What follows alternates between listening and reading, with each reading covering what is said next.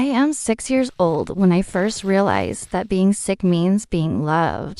Sarah brings me the pink medicine in a little cup, the kind with cartoon elephants marching around the rim. She's 16, practically an adult, and she smells like the vanilla perfume she steals from the CVS where she works after school. Mom is downstairs with another migraine, lying in the dark, and Dad left for his construction job before sunrise. Open wide, little bird, Syracuse, and I do. Because Sarah is the only one who sits with me, who braids my hair, who remembers my birthday. The medicine tastes like cherry cough syrup mixed with something metallic. I gag. I know, she murmurs, stroking my forehead. But you're so sick, Emma. So sick.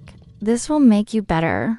Accepted DOS in single quotes by the time I'm 8. I've been to the emergency room 11 times. The doctors know my name. They know Sarah's to the devoted older sister who keeps meticulous notes about my symptoms, who never leaves my bedside, who cries genuine tears when they insert another 4.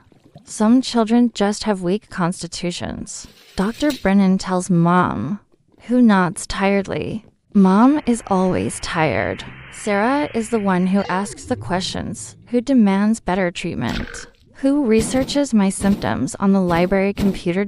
I have migraines, stomach pain, dizziness, nausea that comes in waves. The doctors test for everything: celiac disease, Crohn's, lupus, brain tumors. They find nothing.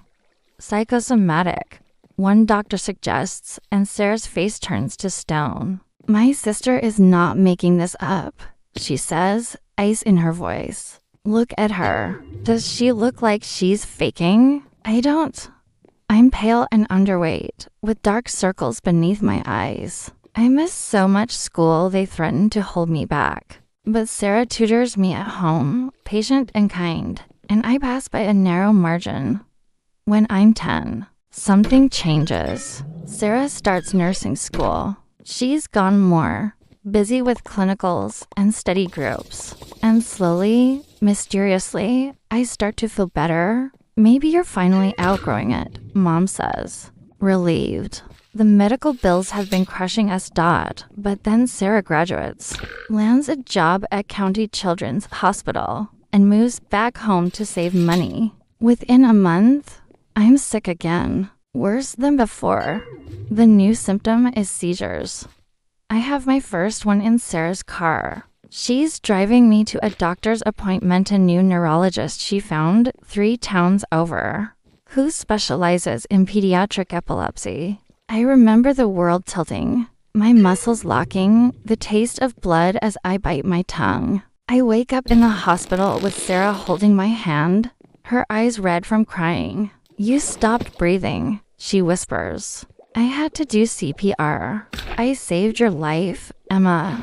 The neurologist prescribes anti-seizure medication. Sarah picks it up from the pharmacy, manages my doses, sets alarms to make sure I never miss one. I'm 12 when I first think the unthinkable thought. It happens on a day when Sarah is at work and Mom gives me my medication instead. The pills look different blue instead of white. Mom doesn't notice. She's barely functional on her own medications for depression and anxiety. That day, I felt normal, better than normal, clear-headed, energized. The next day, Sarah is back, and the white pills return. Within hours, I'm nauseous and dizzy. I stare at the white pill in Sarah's palm that evening. What is this? Your medicine, silly, she says, smiling. The neurologist prescribed it. It looks different from what Mom gave me yesterday. Something flickers across her face, too quick to identify. Mom gave you the wrong prescription. She gets confused. You know how she is. Her voice drops to a whisper. That's why I manage your medications, Emma. Because I'm the only one who can keep you safe. I swallow the pill, but doubt has planted its seed. I start pretending to take the medicine, tucking pills under my tongue and spitting them into tissues later. It's risky. Sarah watches closely, but I manage it 3 times that week. On those days, I feel better. On the days Sarah catches me and makes sure I swallow, I feel worse. I'm not stupid. I read. I have internet access at school. And one day, in the library, I search "sister making me sick." The term that comes up makes my blood freeze. Munchausen by proxy. A caregiver makes someone ill to gain attention and sympathy. I read about mothers who poisoned children, about cases prosecuted, children saved, about victims who died because no one believed them. My hands shake as I clear the browser history. That night, I flush my medication down the toilet and tell Sarah I already took it. She looks at me strangely, but doesn't push.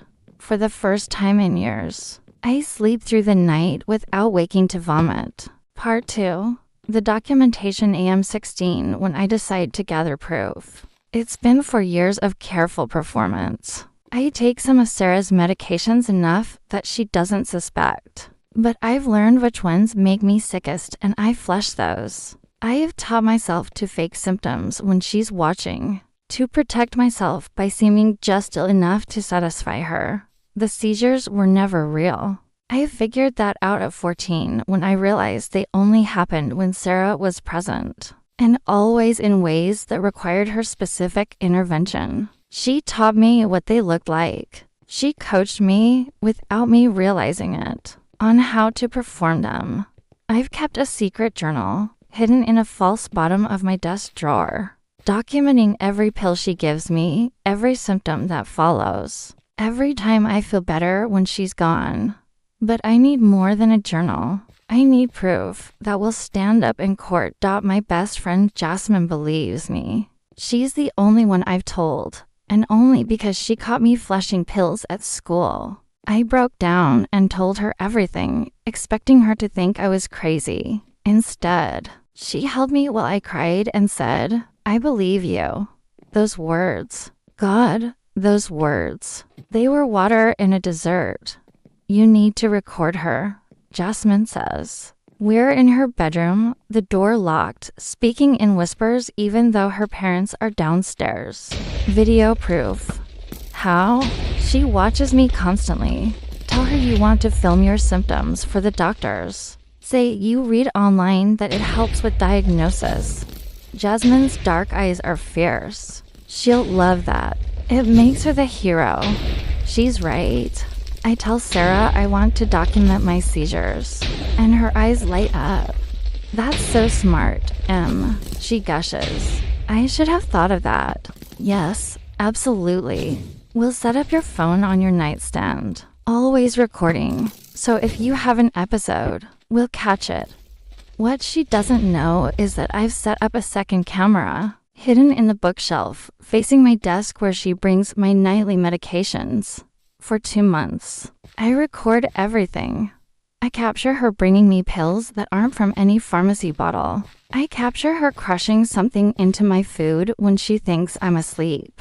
I capture her watching me with this expression, satisfaction mixed with something darker, as I pretend to convulse. But the most damning evidence comes by accident. I'm supposed to be asleep. The hidden camera is rolling. Sarah is in my room, sitting at my desk, and she's talking on the phone.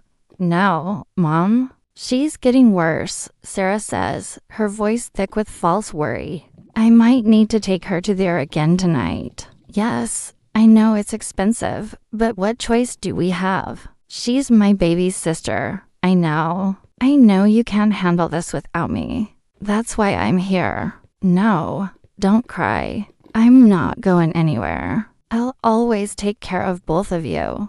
She hangs up and just sits there, in my dark room, and I watch through barely slitted eyes as her expression transforms.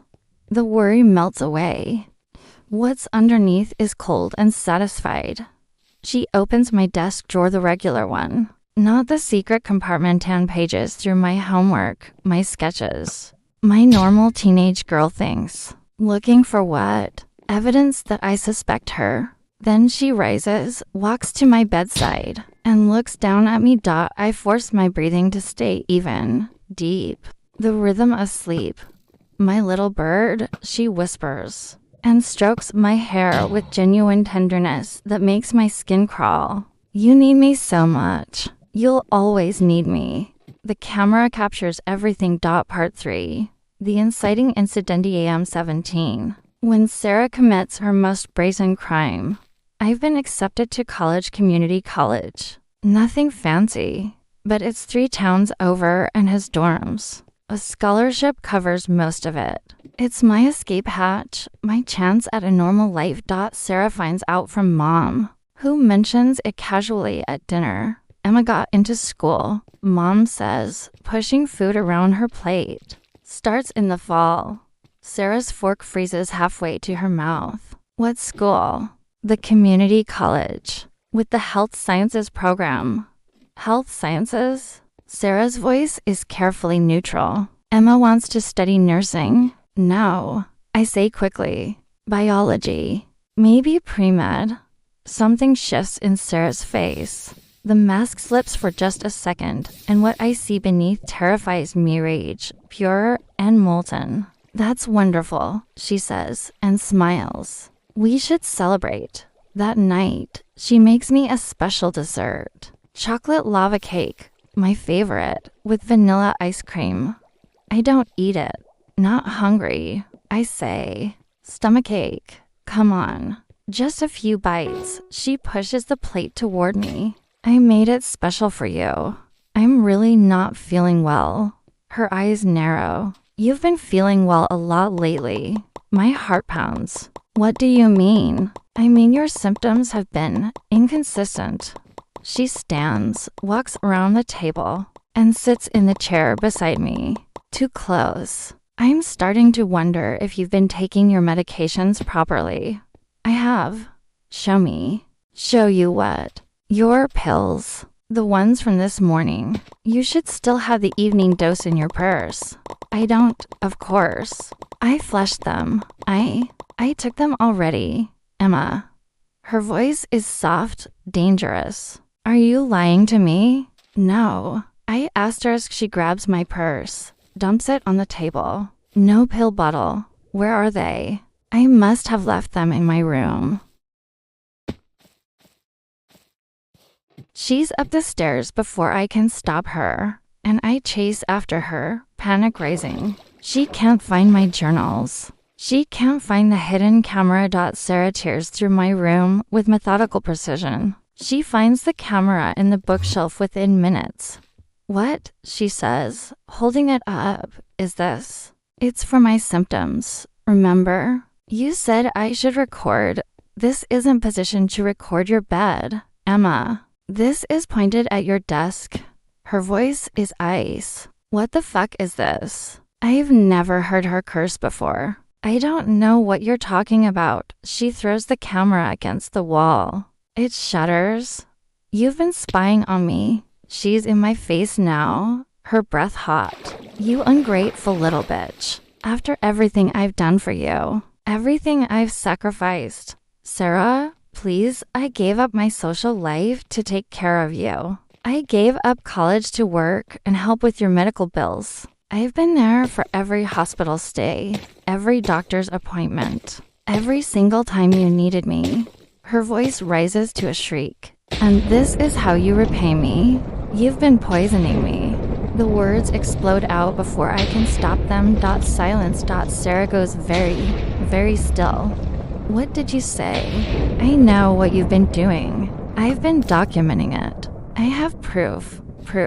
She laughs, but there's no humor in it. You have proof that I've been caring for my chronically ill sister. Proof that I've dedicated my life to you. I have video of you giving me pills that aren't prescribed. She slaps me. I stumble backward, tasting blood. You have nothing, Sarah hisses. Because you're a mentally ill teenager with a history of psychosomatic symptoms, who's clearly having a psychotic break. She pulls out her phone. I'm calling Dr. Brennan. We're getting you committed for psychiatric evaluation. Terror floods through me. No. You can't, I can, and I will. For your own safety. Her smile is terrible. You're clearly a danger to yourself, Emma. Making wild accusations against the sister who's cared for you your whole life. That's textbook delusion. She's going to do it. She's going to have me locked up, discredited, erased. Unless I run. I grab my phone, my purse, and I run. Sarah chases me down the stairs, screaming, Emma, stop. You're not well. Come back. Mom emerges from her room, confused and frightened. What's happening? Emma's having a breakdown, Sarah says, all concerned now. Call 911. Tell them we need an ambulance for psychiatric emergency. I'm out the door, running through the dark suburban streets, running until my lungs burn. I run to Jasmine's house. Part 4. The escalation. Jasmine's mother, Mrs. Rodriguez, is a social worker.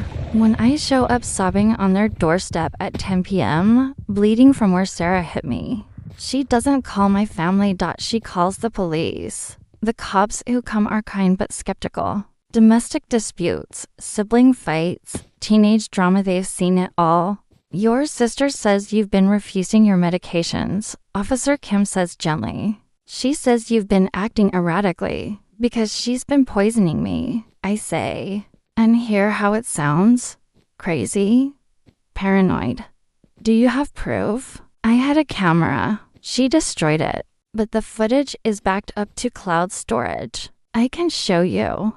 This catches their attention. Mrs. Rodriguez sets up her laptop, and I log into my secret cloud account, the one Sarah doesn't know about, and pull up the videos. We watch Sarah crushing pills into my food.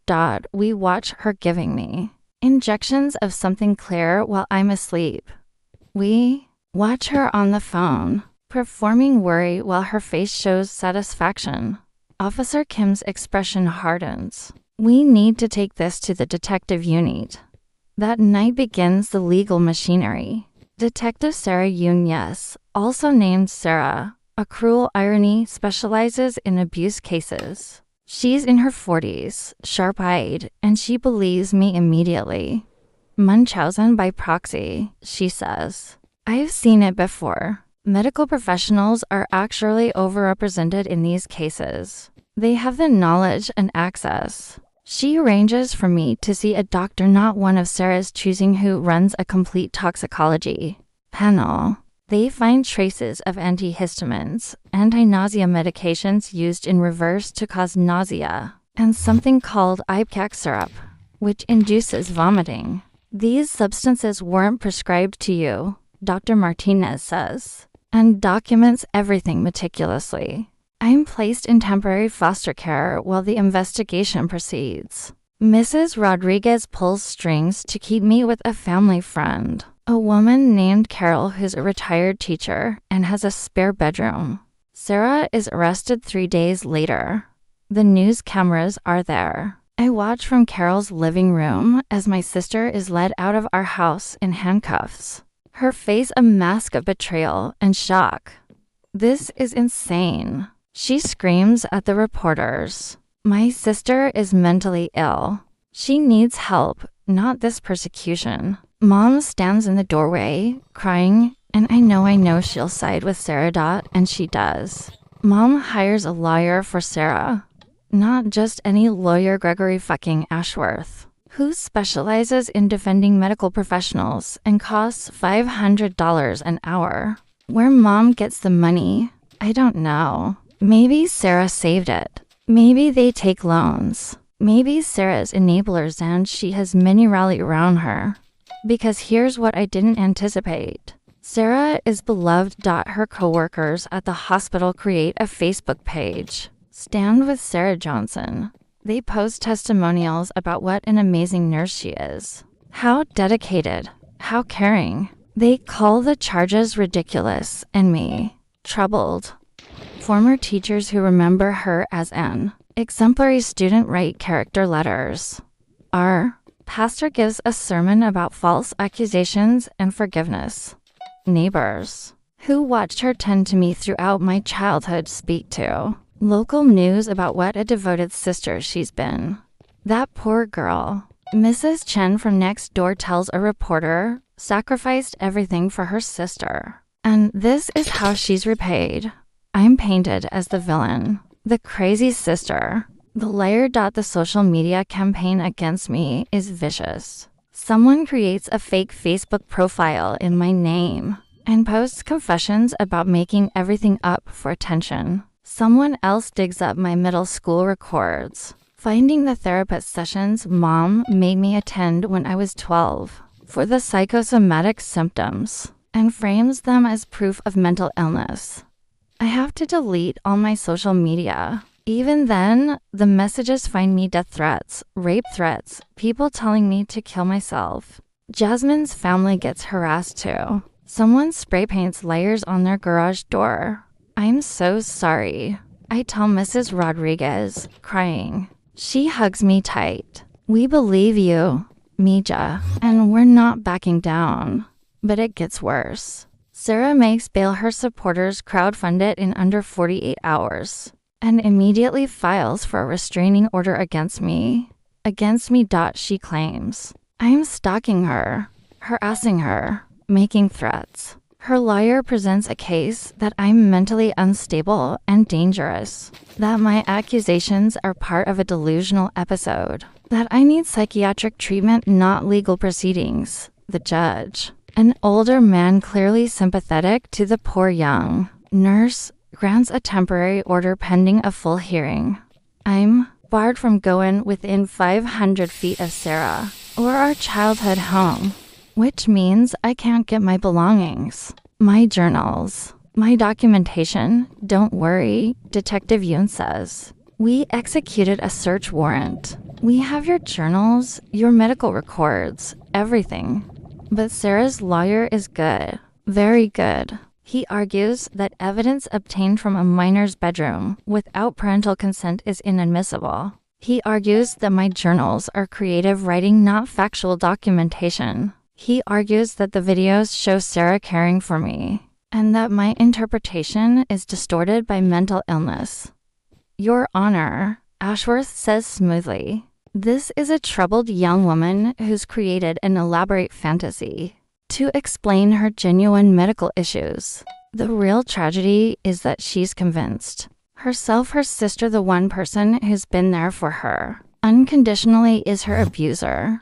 The judge seems to buy it. Our preliminary hearing doesn't go well. The prosecutor, an overworked public servant named Jennifer Ortiz, does her best, but she's outmatched by Ashworth's resources and rhetoric.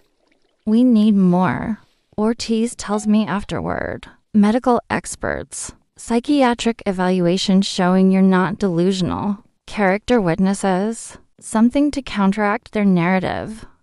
Mrs. Rodriguez helps me find a therapist, Dr. Pamela Wright, who specializes in trauma and abuse. Dr. Wright is a Black woman in her 50s with a calm, penetrating gaze that sees right through bullshit. Tell me everything, she says in our first session. So I do.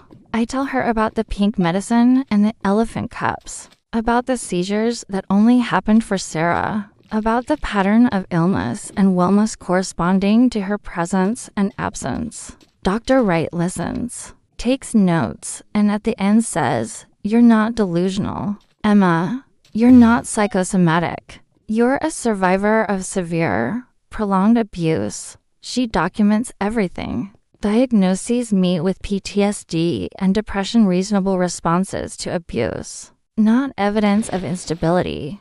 But the court of public opinion is harder to sway. Someone creates a TikTok about me, a viral video painting me as a cautionary tale about false accusations. It gets 3 million views. My college acceptance is rescinded. The scholarship committee sends a form letter about character concerns. I lose my job at the movie theater where I worked weekends. The manager says he can't have the controversy. I'm 17 years old, living in someone else's spare room, unable to finish high school in person because of the harassment, and fighting a legal battle against a sister who's turned an entire community against me. This is when I think about giving up. I stand in Carol's bathroom at 2 a.m., staring at myself in the mirror. I look like a ghost. Thin, pale, hollow-eyed. Maybe they're right. I think. Maybe I am crazy. Then my phone buzzes. It's Jasmine. Check your email. She texts. Dr. Patterson wrote back. Dr. Patterson is a national expert on Munchausen by proxy who I contacted weeks ago, desperate, through her university website. I didn't expect a response, but she's written a 3-page letter offering to review my case pro bono. This pattern is textbook MVP, she writes. I'd be honored to help you seek justice. I sit on the bathroom floor and cry, not from despair this time. From Hope. Part 5. The Fighty AM18 when the real trial begins. I've aged out of foster care, technically, but Carol lets me stay. I'm working 2 jobs: morning shift at a coffee shop, evening shift doing data entry remotely to pay for community college classes online, and save for an apartment. Detective Yoon has built a case that even Ashworth struggles to dismantle. She's interviewed my childhood doctors, found records of mysterious symptoms that appeared and disappeared on patterns matching Sarah's schedule. She's brought in pharmacologists who've analyzed the substances found in my system. And Dr. Patterson has flown in from Chicago to testify. The trial is a media circus. Cameras everywhere. Sarah's supporters fill half the courtroom, wearing matching blue ribbons, Sarah's favorite color. My side is smaller but fierce: Jasmine and her family, Carol, Dr. Wright, a few brave former classmates who've seen through Sarah's act. Sarah takes the stand first, and she's devastating. She cries. Real tears, not performed ones. She talks about our difficult childhood, about mom's depression, about dad leaving when I was 8, about stepping up to care for me when no one else could. I loved her, she says, voice breaking. I still love her. She's my baby sister. I just want her to get help. I watch the jury. They're eating it up. Then comes the cross-examination. Ortiz has leveled up. The DA's office, seeing the publicity, has assigned her to co-counsels and given her resources. She's prepared. Ms. Johnson, you're a pediatric nurse, correct? Yes. You have access to medications at the hospital. Well, yes, but there are strict protocols. Yes or no? Please, yes. And you're familiar with drugs that induce vomiting, correct? That's part of your training. It's part of toxicology education, yes, including ipecac syrup. Sarah hesitates. Yes, the same ipecac syrup found in Emma's system? That doesn't mean I gave it to her. Ms. Johnson, please answer only the questions asked. Ortiz pulls up a hospital inventory record. These records show significant discrepancies in medication counts during your shifts, including missing ipecac, ondansetron, and diphenhydramine. Can you explain that? There are always inventory errors that coincide precisely with periods. When Emma was most symptomatic, Ashworth objects. The judge sustains, but the seed is planted. The medical experts testify. Dr. Martinez explains the toxicology findings. A pharmacologist details how the substances in my system would produce exactly the symptoms I experienced. Dr. Patterson is the star. She's testified in dozens of MVP cases. She knows every manipulation tactic, every pattern, and she walks the jury through Sarah's playbook step by step.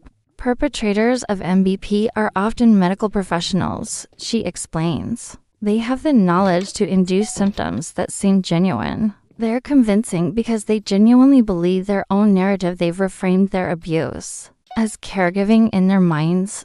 Is there a typical profile? Often someone with narcissistic or borderline personality traits who craves attention and validation. The victim's illness makes the perpetrator feel important, needed, heroic. When the victim tries to escape through recovery or independence, the perpetrator escalates. She looks directly at Sarah as she says this. Sarah stares back, unflinching.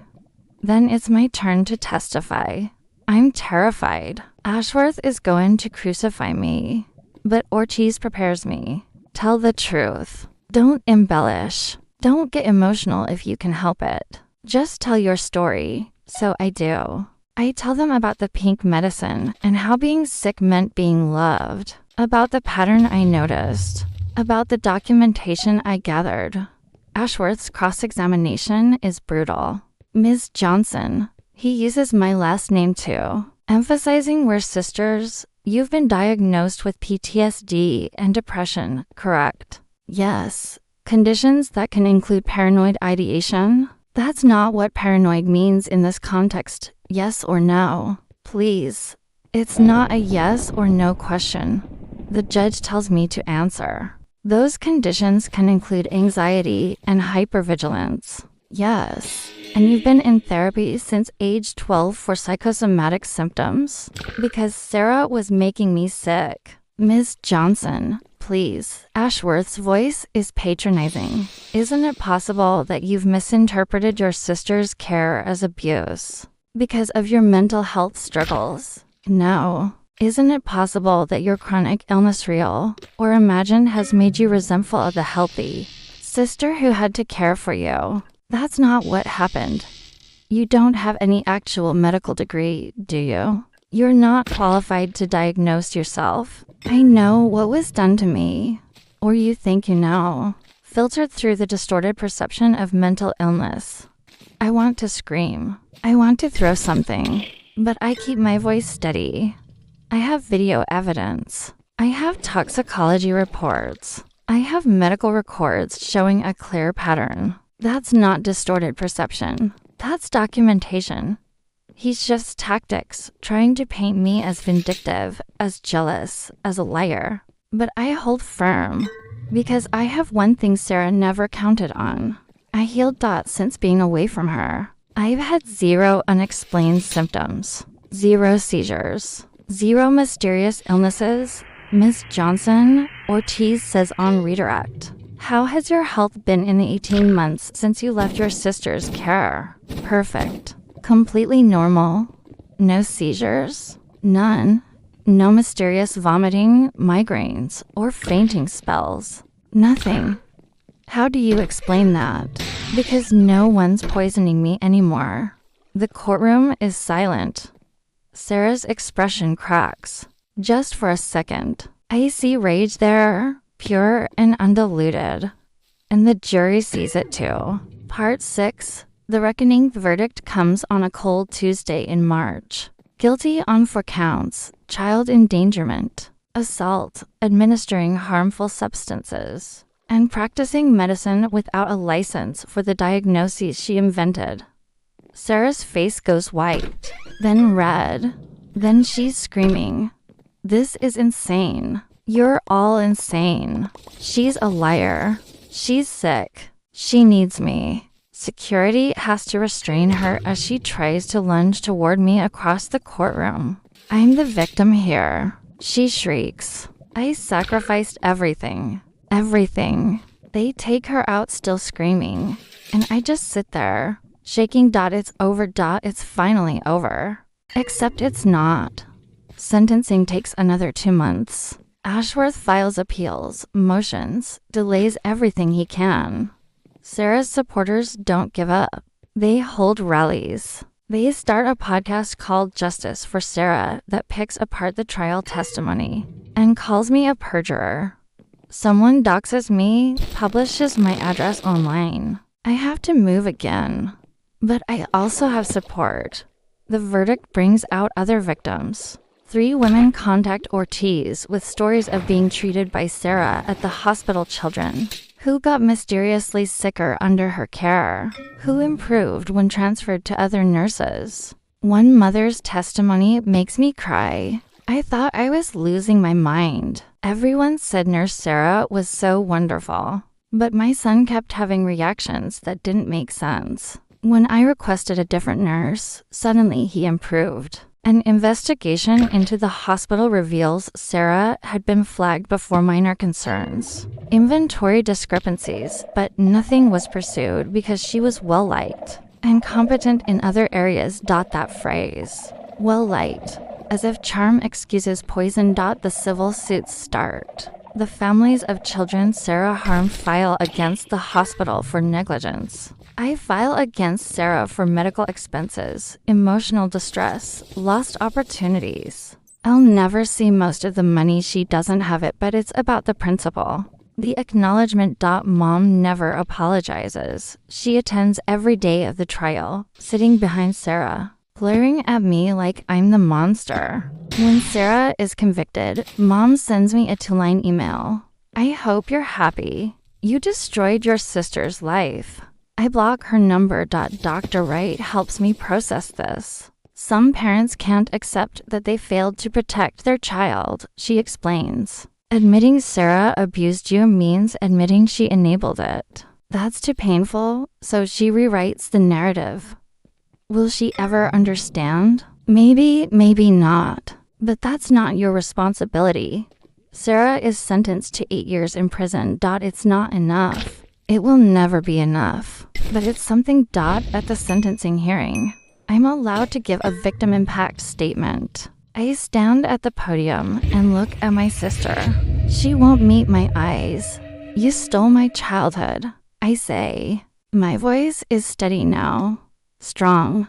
You poisoned me for a decade. You made me believe I was broken, defective, dying. You did this because you needed to be needed, because my suffering made you feel important. Sarah's jaw clenches. You almost succeeded in destroying my future too. You almost convinced everyone I was crazy. You almost won. Now she looks at me, and there's hate in her eyes. But I survived you, I say. I documented. I fought. I won. And now you'll sit in a cell and think about what you did. Though I doubt you'll ever truly understand it. I turn to the judge. 8 years isn't enough, but it's a start. And when she gets out, I'll be thriving. I'll have a career, a life, everything she tried to take from me. And that will be the real justice. The judge nods. The sentence stands. Ms. Sarah Johnson, you are remanded to state custody immediately. They take her away.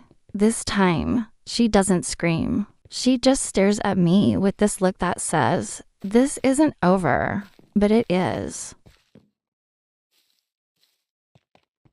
Epilogue. 5 years, Lateri AM, 23 years old. And I'm drinking coffee on the balcony of my apartment. It's a small place. A 1-bedroom in a complex near the university. But it's mine, paid for with my salary as a research assistant in the psychology department, and my side income from advocacy work. I graduated magna cum laude last year with a degree in psychology. Focus my thesis on medical child abuse. It's been published in a peer-reviewed journal. I'm starting my master's program in the fall, fully funded. Eventually, a PhD. I want to be like Dr. Patterson, an expert witness, helping other victims. Jasmine texts me a meme, and I laugh. She's across the country now, at art school in California, but we video chat weekly. Her family is still close to me. I had dinner with them last weekend. Carol passed away last year. Cancer. Sudden and brutal. I was with her at the end, holding her hand. She left me $10,000 in her will for education. I cried for a week. Dr. Wright and I still meet monthly, though it's more like coffee with a mentor now than therapy. The PTSD is managed. The depression is manageable. I'm on medication, real medication, prescribed by doctors I trust, and it helps. I don't talk to Mom. She sends cards sometimes, birthdays, holidays, but I don't open them. Maybe someday, but not today. Sarah was released 6 months ago, after serving 6 years with time off for good behavior. I heard through the grapevine that she moved to another state, changed her name, works in medical billing now, not allowed near patients, professionally ruined. Sometimes I wonder if she thinks about what she did, if she has moments of clarity, if she ever feels remorse. Probably not. People like Sarah rewrite their own histories. In her mind, she's still the victim, still the devoted sister persecuted by a disturbed sibling. But I don't think about her often anymore. I think about the future. I'm dating someone, Marcus, a grad student in the biology department, who knows my story and doesn't treat me like I'm fragile. We've been together 8 months. It's healthy, normal, kind. I have friends, a support network, a therapist, a career path. I have my health, and I have proof that surviving abuse doesn't mean being defined by it. Last week, I gave a talk at a medical conference about recognizing MVP in clinical settings. 100 healthcare professionals listened as I told my story and outlined red flags. Afterward, a young doctor approached me, crying. "I think my sister has this," she said. "I think she's doing this to her daughter." Your talk. You just saved my niece's life. We exchanged information. I connected her with Detective Yoon, with lawyers, with resources. And I realized this is why I survived. Not just for myself. For all the other little girls being given pink medicine in elephant cups, being told they're sick, being made to perform illness to feed someone else's need. I finish my coffee and go inside to work on my grad school applications. The sun is rising. I am alive, healthy, free. And that is the ultimate revenge.